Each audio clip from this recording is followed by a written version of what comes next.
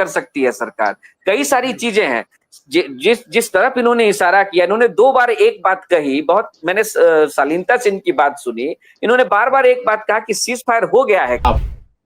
हम कोई पाकिस्तान से नहीं लड़ रहे, हम कोई पाकिस्तानी सेना पर विराम की घोषणा करना उसको पड़ा, वो समझ रहा था कि मोदी की सरकार है, बर्बाद करके छोड़ देंगे। संजीव श्रीवास्तव भाई, खोदा पहाड़ निकली थी, जो भी भाजपा पे प्रवक्ता बोल रहे थे, ये शब्दों का दुरुपयोग और प्योर रेटोरिक है और कुछ नहीं इसके अलावा। आप किसी की भावनाओं को बहुत उद्वेग में ला करके बहुत ज्यादा कुछ लंबा नहीं चल सकते, आपको इमोशंस को चैनलाइज करना होगा। मैं ये बोल रहा हूँ, आज भी फिर से बोलता हूँ संजीव भाई, यहाँ तो आज न्यूक्लियर खत्म हो गया। अब देखिए, आज को फिर मैं बोलता हूँ, भगवान कृष्ण ने द्रौपदी को बोला था कि दुर्योधन अपना स्वभाव नहीं छोड़े, सीज फायर नहीं होगा, सीज फायर नहीं होगा। बट आप किसी भी युद्ध को जब अप्रोच करते हैं ना, उस युद्ध को अप्रोच करने का सिस्टम। माननीय प्रधानमंत्री जी को कहने की एक गांव एक बड़ी प्रचलित कहानी है, एक ट्रेन में। अमित भाई, एक और मेरा पॉइंट है, इजराइल अमेरिका की बात मानता है, रसिया अमेरिका की बात नहीं मानता, छोड़िए यूक्रेन नहीं मानता है। देखिए, भारत की संप्रभुता और अखंडता पे जब भी सवाल उठेगा तो भारत, पहली बार ऐसा हुआ है कि सब लोग एक साथ इकट्ठा होकर हमारे देश के प्रधानमंत्री नरेंद्र मोदी को यह आश्वस्त किया कि हम सब, जितने भी आप, कोई विपक्ष नहीं है, कोई सत्ता में नहीं है, सब भारतवासी हैं और हम सब आपको सपोर्ट कर रहे हैं। बट आज का जो मैं ये टीवी चैनल पे या जो भी चल रहा है सुन रहा हूँ, नोरमा ग्रुप, जो सोचता है वो करता है, आपके अपने सपनों का आशियाना अपने आप आपके पास आएगा, क्योंकि वो सब शिया मुसलमान हैं। और जैसे ही आज ईरान के में 70% मुसलमान धर्म छोड़ चुके हैं ना, वही मस्जिद खाली है ना, सिर्फ वो लोग नाम के लिए मुसलमान है, ठीक है ना। इसलिए शिया मुसलमान हैं, वो तो अपने आप है। अब बचा 2 फायदा। एक फायदा था, देखिए, अगर आप इकोनॉमी को अपने देखेंगे, आज हम 4th सबसे बड़ी लार्जेस्ट इकोनॉमी बने, ठीक है। 4th से 3rd जो है उसके बीच में 0.55 ट्रिलियन का गैप है, मतलब जर्मनी और हमारे बीच में 0.55 ट्रिलियन का गैप जी। 1.75 ट्रिलियन का हमारी आर्मामेंट इंडस्ट्री का प्रोजेक्शन है, जो अभी सनराइज में है। उद्योग में सनराइज उसको बोला जाता है जब कोई नई टेक्नोलॉजी आती है, कोई नया उद्योग का समूह पनपता है, उसको सनराइज इंडस्ट्री बोलते हैं। जैसे सोलर था, टेलीकॉम था, कंप्यूटर था, सब एक टाइप से सनराइज था। एक सनराइज इंडस्ट्री में अगर मैं 1.75 ट्रिलियन का दे रहा हूँ ये, तो इसका मतलब मैं सिर्फ 3 नंबर की इकोनॉमी को पार नहीं कर रहा हूँ, मैं 2.5 नंबर पे पहुंच रहा हूँ, क्योंकि 3 और 2 के बीच में बहुत लंबा गैप है, चाइना और जर्मनी के बीच में। और इसमें हमारे लड़ाई में हमको एक फायदा मिलना था, वो फायदा ये हमको मिलना था कि हम चाइनीज आर्मामेंट को एक्सपोज करें। कर दिया ना, इनका एयर डिफेंस सर्विसेज काम किया, सिस्टम्स काम किए, न इनकी मिसाइल्स काम की, ना कुछ नहीं की। दूसरे तरफ हमारा जो सिस्टम था वो 100% एक्यूरेसी से काम किया जी। आपने स्वार्म ड्रोन भेजा, छोटे छोटे 500 ड्रोन भेज दिए, एक नहीं घुसने दिया। आपने फतह मिसाइल, जिसको आपने लंबी चौड़ी कहानी सुनाई थी, वो नहीं कर पाए। आपका जो एक धमकी था न्यूक्लियर कहां गया, टीटी भड़ाक लिट्टी चल गया न्यूक्लियर। हम लोग तो बहुत सालों से बोलते हैं कि न्यूक्लियर कुछ नहीं, कहानी सुना रहा है। आज न्यूक्लियर खत्म हो गया। अब देखिए, आज को फिर मैं बोलता हूँ, भगवान कृष्ण ने द्रौपदी को बोला था कि दुर्योधन अपना स्वभाव नहीं छोड़े, सीज फायर नहीं होगा, सीज फायर नहीं होगा। बट आप किसी भी युद्ध को जब अप्रोच करते हैं ना, उस युद्ध को अप्रोच करने का सिस्टम होता है। आप उस पहला जो मैंने बोला, जनरल एरविन था शायद उनका नाम, आपको युद्ध से हासिल क्या करना है। पहला लक्ष्य चाइनीज आर्मामेंट इंडस्ट्री को आपने एक्सपोज कर दिया, तुर्की के ड्रोन को हम लोग के घर में जो शादियां होती ना, वो वाला ड्रोन साबित कर दिया। तो पहला लक्ष्य आपने हासिल कर दिया। दूसरा लक्ष्य आपको यह है कि विश्व में संपूर्ण शांति के लिए, कम से कम संपूर्ण शांति तो नहीं होगी, 10-20 सालों के लिए आप शांति ला सकते हो। उसके लिए आपको पाकिस्तान को 4 हिस्सों में तोड़ना, ठीक है। वो हासिल कैसे करेंगे, कल का दिन जाने दीजिए, फिर वही गाना गुनगुनाइए, इश्क और प्यार का मजा लीजिए, थोड़ा इंतजार का मजा लीजिए। हम लोग अभी उस लेवल पे नहीं पहुंचे हैं कि हम मोदी को और अजीत दोवल, देखिए मोदी कुछ नहीं है, मोदी हैज अ टीम, उस टीम के मेंबर्स देख लीजिए।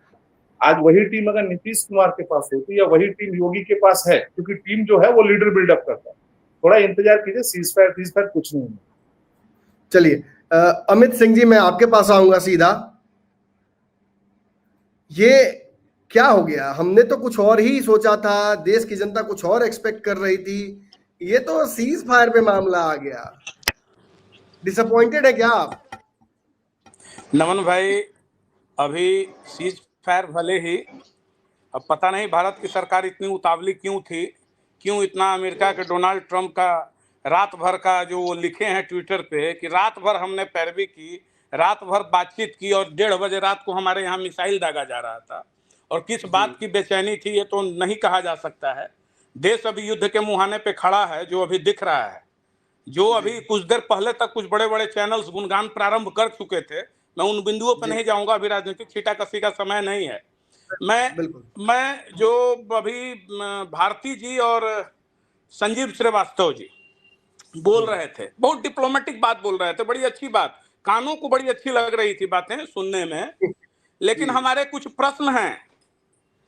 अभी अगर हमको इतना ही डिप्लोमेटिक बनना है, बुद्ध की धरती है, गांधी की धरती है, तो फलाने की धरती है, तो फिर ये कहने की क्या आवश्यकता थी कि मिट्टी खोद देंगे, मिट्टी में मिला देंगे? अरे भाई, हम बुद्ध की धरती हैं, क्या जरूरत पड़ गई थी माननीय प्रधानमंत्री जी को कहने की? एक गांव एक बड़ी प्रचलित कहानी है, एक ट्रेन में अमित भाई, एक और मेरा पॉइंट है, इजराइल अमेरिका की बात मानता है, रसिया अमेरिका की बात नहीं मानता, छोड़िए यूक्रेन नहीं मानता है। और हम इतना दावा करते हैं कि हमारे पास सबसे बड़ा लीडर है दुनिया का, मोदी इज मैजिक, फलाना ढिमकाना, सब फ्लॉप लगता है आज सीज फायर के सामने। नहीं नहीं नहीं नहीं नहीं नहीं नहीं नहीं नमन भाई, अभी हम सबों को अपनी भाषा संयमित रखनी चाहिए। हमारा राजनीतिक द्वेष कहीं और हो सकता है, जरूरत पड़ेगी तो राजनीतिक काउंटर हम कर सकते हैं, लेकिन अभी नहीं। अभी थोड़ी मर्यादा हम लोगों को रखनी है, लेकिन उसके बाद अपने दिल के दर्द। अमित भाई, पाकिस्तान के न्यूज चैनल खबरें चला रहे हैं, आप देख पा रहे हैं वो खबरें? पाकिस्तान के न्यूज चैनल सोशल मीडिया में लगातार जी हम थोड़ी सा मजाक बनाया जा रहा है उनका। यहाँ पर भी कांग्रेस ने अपने फेसबुक और ट्विटर पर लगातार नरेंद्र मोदी और इंदिरा को कंपेयर करना शुरू कर दिया है। बिल्कुल ठीक है, वो कांग्रेस पार्टी या जो कौन क्या कर रहा है, अच्छी बात है, और हम भी करेंगे, ऐसा नहीं है। देश की जनता, देखिए, ये बुद्ध की धरती है तो ये चाणक्य की भी धरती है, यह भी याद रखना होगा। यहाँ के लोग मूक बधिर नहीं हैं। आप जिस डंडे से चराएंगे वैसे बैल जैसे घूमेंगे नहीं। क्या तर्क दिया गया, कितना मतलब समझ में नहीं आता है कि भाई न्यूक्लियर पावर तो फलान ठेकान। मैंने एक चीज बताइए, रसिया न्यूक्लियर पावर है कि नहीं है? आपके सेना के बोल हो गया है। नहीं अमित जी, सीज फायर हुआ है। अरे भाई, सीज फायर हो गया, आपका पूरा का पूरा सेना आकर बोल दी, विदेश विदेश सचिव आकर बोल दिए, तो अब कौन बोलता? रात में आपको आईना दिखा दिया उनका श्रीनगर, हम अभी न्यूज पे देख रहे हैं लाइव, श्रीनगर से लेके पोखरण तक फिर ड्रोन मार के गिराना पड़ा। ये क्या है? देखिए नमन भाई, भावना के साथ कभी नहीं खेलना चाहिए, ये दाव कहीं उल्टा ना पड़ जाए। इस बार संपूर्ण देश की एक ही मांग है। नमन भाई, बिहार चुनाव हार जाएगी भाजपा अगर ऐसा करेगी तो। संपूर्ण देश की एक ही मांग है कि दुष्ट को दुष्ट की भाषा में जवाब दीजिए। अगर दुष्ट को बुद्ध बनकर जवाब दीजिएगा तो वह आपके कंधे पे हमेशा सवार होता रहेगा। आप एक क्या प्रोटेक्टिव लिया गया, यह भी वो जो विदेश से क्यों आकर बोले हैं, ऑन रिकॉर्ड है बात कि भाई एक्ट ऑफ वार माना जाएगा। यानी अब उसको मीडिया भी, वो नेशनल मीडिया भी गुणगान करना शुरू कर दी कि अब एक्ट ऑफ वार होगा। यानी अब दूसरे तरफ एक और तर्क को घुसाया गया, जो मार्केबल बात है, कि अब देश के अंदर छुपे जिहादियों पर आक्रमण करने की जरूरत है। यानी अब जब कोई अटैक होगा ना, तो अब नहीं कहा जाएगा कि पाकिस्तान किया, ये कर दिया देश के अंदर का जिहादी। देखिए, अभी इस बिंदु पर बहुत नहीं, सवाल कई हैं।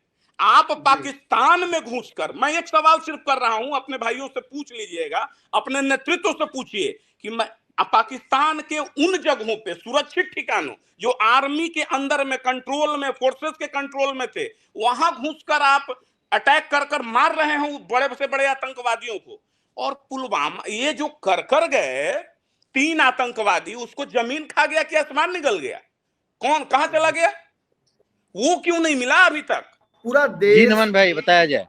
देश, विपक्ष, आपकी पार्टी, सभी लोग नरेंद्र मोदी जी और सरकार के साथ खड़े हुए हैं। ऐसे समय में जब देश की आवश्यकता थी हम सभी को एकजुट होने की, तो हम तो उम्मीद करेंगे ना कि नरेंद्र मोदी जी ने जो कहा है, पाकिस्तान ने जिस तरह से हमारे निहत्थे आम लोगों को मारा धर्म पूछकर, तो उसका बदला तो होना चाहिए। ये तो हमने नहीं कहा, ये तो मोदी जी ने कहा था।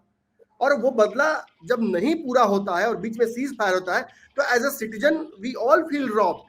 क्या आपको नहीं लगता कि ऐसा हुआ है? नमन भैया, मैं आपको शायद हमारी बात इस पे जब पहलगाम का अटैक हुआ था उसमें भी मैं आपके चैनल पे आके हमने अपने साथियों से बात की थी। देखिए, भारत की संप्रभुता और अखंडता पे जब भी सवाल उठेगा तो भारत पहली बार ऐसा हुआ है कि सब लोग एक साथ इकट्ठा होकर हमारे देश के प्रधानमंत्री नरेंद्र मोदी को यह आश्वस्त किया कि हम सब जितने भी, आप कोई विपक्ष नहीं है, कोई सत्ता में नहीं है, सब भारतवासी हैं और हम सब आपको सपोर्ट कर रहे हैं। बट आज का जो मैं ये टीवी चैनल पे या जो भी चल रहा है सुन रहा हूँ कि जो आका जिसको बोलते हैं, उन आका के कहने पे ऐसा हो रहा है, ये भारत की जनता ये नहीं चाह रही थी और ये नासूर छोड़ दिया जाता है। हर समय आस्तीन के सांप की तरह ये पाकिस्तान वाले काम करते हैं। और मैं एक चीज और बताऊंगा, हमारे पार्टी के सूत्रधार श्री प्रशांत किशोर जी ने बिहार के मुख्यमंत्री को बोला कि ये मानसिक तौर पे बीमार हैं, शारीरिक तौर पे कमजोर हो गए हैं। जी। मुझे इस चीज को कहने में कोई गुरेज नहीं है कि मैं ये बोलूं कि हमारे प्रधानमंत्री भी अब थक चुके हैं। जब आपके साथ पूरा देश साथ में है, जब आपको पूरी ताकत से हम लोग सब सपोर्ट कर रहे हैं, विपक्ष और पक्ष की कोई बात नहीं हुई, आप उस समय ऐसी बातें कर रही हैं। आप इधर सीज फायर का ऐलान हुआ है और उधर फिर जम्मू में मैं सुन रहा हूं कि जम्मू में फिर बमबारी और ये सब फायरिंग स्टार्ट हो गई। हमारे बीएसएफ का जवान उसको करारा जवाब दे रहे हैं। मैं सेना के पक्ष में हूँ और सेना के किसी भी तरह का मैं कोई भी कार्रवाई का विरोध नहीं करता हूँ, लेकिन मुझे अपने प्रधानमंत्री जी से ये शिकायत हमेशा रहेगी, इस तरह का माहौल बना है जहाँ पे कि आप देश विदेश में अपने लोगों को संगठित किया, आपको ऐसा मैंडेट मिल रहा है और आप इस तरह की छोटी चीजें कर रहे हैं। आपने सही बोला, ये बिहार इलेक्शन को जीतने की तैयारी में थे और ये सारी कायरतापूर्ण जो इन्होंने आज जो इन्होंने अपना ये किया है, मुझे बिल्कुल भी अच्छा नहीं लग रहा। और मैं जनसुराज की तरफ से बोलूं ना बोलूं पता नहीं, लेकिन ये मेरी व्यक्तिगत राय है कि हमारे प्रधानमंत्री जी ने, हमारे होम मिनिस्टर ने जो इस तरह का जो भी कदम उठाया है, ये बहुत ही, मैं कहूंगा कि बहुत ही कमजोर कदम है और इससे पाकिस्तान की जो इच्छाएं हैं, जो पाकिस्तान चाहता है, उसमें और मजबूती मिलेगी। आलोक जी ने जो कहा, सरजीत जी अब भाजपा की तरफ से रिप्रेजेंट करने के लिए बैठे हैं, प्रधानमंत्री भी थक गए हैं। जो वादे कर गए आए थे प्रधानमंत्री सत्ता में, लाल आंखें करने की, जवाब देने की, वो सीज फायर पर आकर रुक गया है। कांग्रेस कह रही है इंदिरा और मोदी में बहुत अंतर है, ये समझ में आ रहा है देश को। आपको क्या लगता है? देखिए, प्रधानमंत्री ने तो यह साबित कर दिया कि हम पाकिस्तान के अंदर में घर में घुस करके एक ऐसा ऑपरेशन किया कि पाकिस्तान बिलबिलाने लगा। संपूर्ण देश में एक ऐसा वातावरण बना कि लोगों को लगा कि नहीं, ये बदला हुआ है। और पहलगांव का बदला हमने इस कदर लिया कि वहां पे जितने भी लोग थे, और तो और वो आतंकी महमूद, जिसका कि 200-300 एकड़ का वो बड़ा बिल्डिंग और ये सब कुछ था, उसके घर में घुस करके उसके तमाम परिवारों को हमने जमींदोज करने का काम किया। हमारी कार्रवाई को तमाम दुनिया ने देखी और लोगों को समझ में आ गया कि 1925 का ये जो भारत है, उसके तमाम जितने भी असहले थे, आपने देखा होगा कि जब भी जो भी फायर उसके तरफ से किया जा रहा था, हम उसका मुंहतोड़ जवाब देने का काम किया और हमारा कहीं बाल बाका नहीं हुआ। और पाकिस्तान को तो हम घुटने पर ला करके रख दिया। अगर वो घुटने पर नहीं आता तो क्या लगता है कि इतना घटिया स्तर का देश आज इस स्थिति में होता कि वो समझौता की बात करता और युद्ध विराम की बात करता। हमारी बात भी सुनिए, संतुष्ट है ना? जो हमला हुआ है उससे संतुष्ट है ना? जो बदला लिया आपने उससे खुश है ना आप?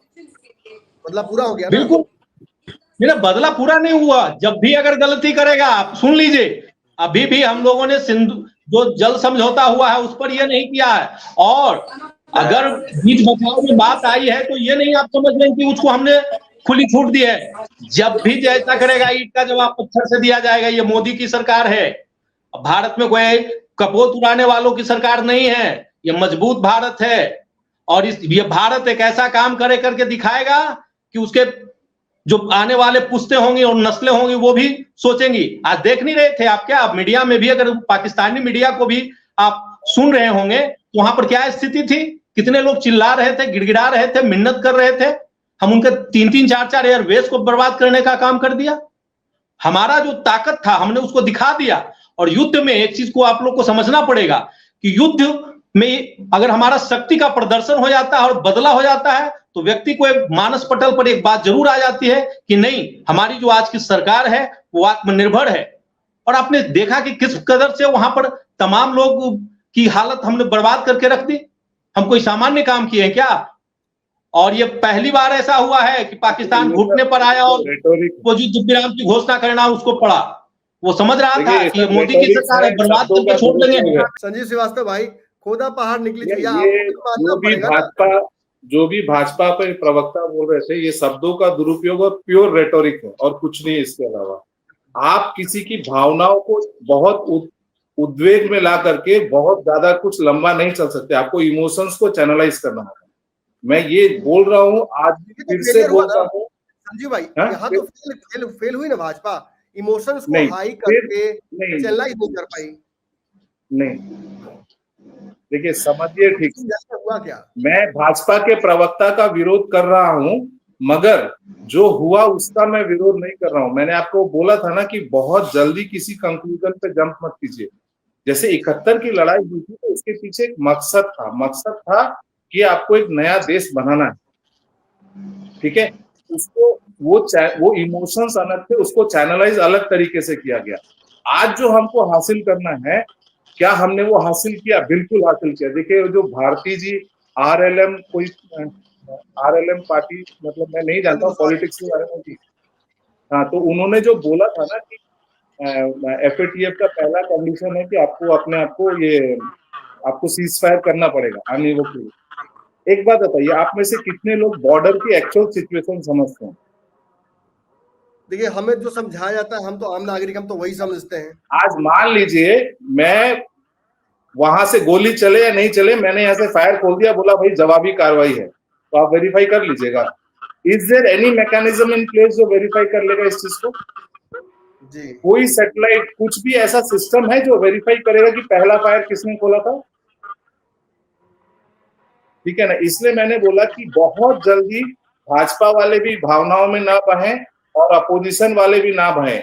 जहां तक रहेगी बात मोदी के थकने की बात, तो वो मैं बताऊंगा वो थका है या ज्यादा एनर्जाइज हो गया है, इसके लिए आपको 2 दिन इंतजार करना पड़ेगा। जी, मैं आपके पास आऊंगा संजीव भाई। मनीष यादव जी हमारे साथ जुड़ गए हैं जदयू से। मनीष जी, पहले तो स्वागत करेंगे आपका। वादा कुछ करते हैं आप लोग एनडीए वाले और निभाते कुछ और हैं। ये सीज फायर का वादा आप लोगों ने किया था, सपना दिखाए बड़ा बड़ा और ले आके छोड़ दिए आधे रास्ते पे। नहीं, देखिए, हम भारत के लोग युद्ध के पक्ष में कभी नहीं रहते। हमारी लड़ाई किसी देश से नहीं है, हमारी लड़ाई आतंकवाद के खिलाफ। हम कोई पाकिस्तान से नहीं लड़ रहे थे, हम कोई पाकिस्तानी सेना पर हमला नहीं कर रहे थे, हम आतंकवादियों को विनाश करना चाहते। और जिस प्रकार से हमारी भारतीय सेना ने जो अपना प्रदर्शन किया है, हमें गर्व है अपने सेना पर और देश के प्रधानमंत्री नरेंद्र मोदी जी पर। और हम आतंकवाद के खिलाफ लड़ने आए हैं ना, कि क्या हम पाकिस्तान को नष्ट करने के लिए निकले हैं? अगर पाकिस्तान हमारे आगे घुटना टेक रहा है, वो शांति का प्रयास कर रहा है, तो इसमें क्या आपत्ति है भाई? हम पाकिस्तान को मिटाने नहीं निकले हैं, हम आतंकवाद के खिलाफ लड़ने चले। और हमने तो आतंकवादियों का देखा आपने। वो कह रहे हैं कि चुनाव जरूरी नहीं है लड़ाई के वक्त में, रैली कौन कर रहा है बिहार? मैं खुद भी चुनाव को लाना नहीं चाह रहा था इसमें, लेकिन आज का जो स्टैंड लिया, आज का जो स्टैंड जो बता रहे हैं कि अभी हम लोग सीज फायर कर लेंगे, हमारे आका ने बोला है हम लोग सीज फायर कर देंगे, एक साहब बोल रहे हैं कि आईएमएफ ने उनको ये लोन देने के लिए इतने % पे मना कर दिया है। ये सब बातें कुछ, अभी मुद्दा आतंकवाद का था और हम सब भारतवासी इस चीज का वेट कर रहे थे कि हमारे प्रधानमंत्री जी इस पे कब एक्ट करते हैं। जब प्रधानमंत्री जी ने एक्ट किया, चुनावी सभा होती है बिहार में पहलगांव के बाद, तो नितिन भारती भाई ये तो आप ही कर रहे हैं। नहीं, देखिए नमन भाई देखिए, ये बिल्कुल गलत, देखिए गलत इन्फॉर्मेशन है। तो नमन भाई, ये गलत इन्फॉर्मेशन है। आपके कार्यक्रम के माध्यम से गलत इन्फॉर्मेशन जाए, ये ठीक नहीं। वो एक सरकारी कार्यक्रम था, वो पंचायती राज विभाग का वो सरकारी कार्यक्रम था। सर, और वो सरकारी cancel भी हो कार्यक्रम सकता में था, सर, देश की नहीं, और सुना जाए, और नमन भाई एक और इम्पोर्टेंट बात, मैं एक और इम्पोर्टेंट, मैंने कहा था कि मैं 2 बात रखना चाहता हूँ, मैंने एक बात तो रखी, दूसरी बात रह गई। दूसरी बात ये है कि दूसरी बात नमन भाई ये है कि विपक्ष के साथ एक और समस्या क्या है कि नरेंद्र मोदी के 2014 से लेकर अभी तक या पूर्व के भी उनकी सरकार को चलाने का जो तरीका रहा हो, खास तौर पर केंद्र सरकार में आने के बाद, उनके तरीके को जानने के बाद भी लोग की जो ये जल्दबाजी रहती है ना, संजीव जी ने बहुत कायदे से और जिस विशेषज्ञ के रूप में उन्होंने जो सलाह दी है वो यही है। देखिए, सुरक्षा के मामले में बहुत कुछ उतावला होकर बोलना जरूरी नहीं होता है। हर पक्ष का एक ऐसा पक्ष होता है जो सामने लोगों के रहता है, और दूसरा वह पक्ष होता है जो एक आंतरिक रूप से और गोपनीयता के साथ उन सब चीजों को किया जाता है। इस रक्षा के मामले पर बहुत ओपन होकर बातचीत नहीं कर सकती है सरकार। कई सारी चीजें हैं, जिस तरफ इन्होंने इशारा किया, इन्होंने 2 बार एक बात कही, बहुत मैंने शालीनता से इनकी बात सुनी, इन्होंने बार बार एक बात कहा कि सीज फायर हो गया है क्या, जिसकी चर्चा अभी लोग कह रहे थे कि फलना जगह पे बम गिर गया, फलना जगह पे ड्रोन अटैक हो गया, स्थिति जो है। और इन्होंने एक और बात कही कि किस तरफ से फायरिंग शुरू हुई, इसका असेसमेंट नहीं हो सकता। इसका जब आप कहते हैं कि सीज फायर हो गया, बार बार आप पूछते हैं, तो हम एक नागरिक के तौर पर, पत्रकार के तौर पर यही नहीं कहेंगे कि हमारे देश के जब सारे टॉप फौजी और फौज के रैंकिंग ऑफिसर्स जब प्रेस कॉन्फ्रेंस में ये बात कहते हैं कि we are at cease fire, तो सीज फायर है। उल्लंघन अगर कोई करता है तो बात अलग है, सीज फायर में तो हम आ गए हैं। अमेरिका ने लेकिन साथ में यह भी कहा गया है ना कि सीज अगर कभी भी उल्लंघन होता है तो हम इसको युद्ध की तरह ही लेंगे, तो यह भी तो कहा जा रहा है। ये बात नरेंद्र मोदी नहीं समझते, ये आप लोगों को समझ में नहीं आई। अगर इस तरह की अमेरिका क्या भगवान भी आके कह दे पाकिस्तान नहीं मानेगा, पाकिस्तान नहीं बिल्कुल, ये तो समझ लेकिन नहीं मानेगा तो उसकी भाषा में जवाब दी जाएगी। अगर पाकिस्तान नहीं मानेगा तो पाकिस्तान को उसकी भाषा में हमने जवाब पूर्व में भी दिया है, और वो पुनः हम लोग देने का काम करेंगे। ऐसा थोड़े नहीं है कि पाकिस्तान जो चाह लेगा वो कर लेगा। आज कहाँ जवाब दिया, नमन जी, देश के लोग चुप बैठे हुए। मनीष भाई आप बताइए क्या बोल रहे हैं आप अनम्यूट करिए पहले, आप उनकी मैं कर देता हूं। रोक दी गई है। 12 तारीख को जब बैठकें होगी उसके बाद सब चीजें स्पष्ट हो जाएगी जी। और आज शाम में बहुत ही सुंदर तरीके से सारी बातें को रखी गई जी कि अगर आज के बाद और आगे जब भी आतंकवादी हमला होगा तो हम उसे युद्ध ही समझेंगे, और हम अपने भारत की सुरक्षा के लिए हमेशा हम सावधान हैं और सतर्क भी हैं। ये 2 शब्द का इस्तेमाल किया गया, और हम तैयार भी हैं। ऐसा नहीं कि हम पीछे हट गए, वो हमारे पास आए हैं। और हम पहले भी बोले कि हम आतंकवाद के खिलाफ, और पूरा देश कोई भी दुनिया का हर मुल्क आतंकवाद के खिलाफ। और अगर वो इस बात को स्वीकार करे, और हम अपने शर्त पर नहीं, हमने जो शर्त रखा वो माने हैं और उस शर्त पर हम आगे बढ़ रहे हैं। ऐसा नहीं कि हम अभी सैन्य कार्रवाई को फिलहाल रोक दिया गया है। अगर आगे थोड़ा सा भी कुछ हुलचुल किया जाएगा, अगर कुछ कदम बढ़ाया जाएगा, तो भारत के सेना रुकने वाले नहीं है। हम घर में घुस के मारेंगे। आज सिंदूर ऑपरेशन तो एक ट्रेलर है, अभी पिक्चर बहुत बाकी है। इसलिए धैर्य रखिए, भारत के सेना पर विश्वास रखिए, प्रधानमंत्री जी पे विश्वास रखिए, और ज्यादा व्याकुल मत होइए। राजनीति करने के लिए बहुत समय बचा है, बहुत समय है राजनीति करने के लिए। और अभी कोई सज्जन कह रहे थे कि मधुबनी में चुनावी जनसभा कर रहे थे। अरे भाई, देश के प्रधानमंत्री जी सबसे पहले कोई चुनावी जनसभा करने नहीं आए थे, वो पंचायती राज दिवस के कार्यक्रम में आए थे, और जनता के बीच में वो आए थे खड़ा होकर बोलने कि हम बदला लेंगे, और ऐसा बदला लेंगे, आप लोग डरिए नहीं, देशवासी दहशत में नहीं रहना है, हम लोग बदला लेंगे, और उसके कल्पना से भी बड़ी कार्रवाई करेंगे। उसके घर में घुसकर सिंदूर ऑपरेशन को अंजाम दिया गया। वो जनता के बीच में, नेता का मतलब क्या होता है कि जनता के बीच में खड़ा होकर, उनके साथ खड़ा होकर हम जवाब देंगे। प्रधानमंत्री जनता के बीच में आकर बिहार की धरती मधुबनी से ऐलान किए और उसका जवाब दिए। वो तो कोई लोग कह रहे हैं कि चुनावी जनसभा में आए थे। बिहार में कोई चुनावी जनसभा भी हो रही है क्या?